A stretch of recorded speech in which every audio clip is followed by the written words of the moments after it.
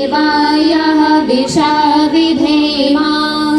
ॐ य आत्मदा बलदा यश विश्व उपासते प्रशिशं यश देवा यश छाया अमृतं यश मृत्यो कस्मै देवाय हविषा विधेमा।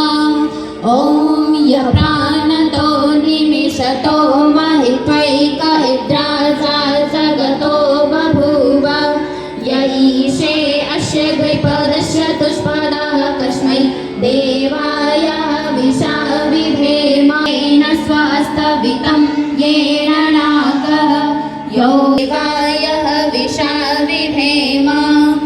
ॐ प्रजापतेन त्वदेतान्यन्यो विश्वा जातानि परिता बभूव यत्कामास्तेजोमस्तनो अस्तु वयं स्याम पतयोरयीनाम्।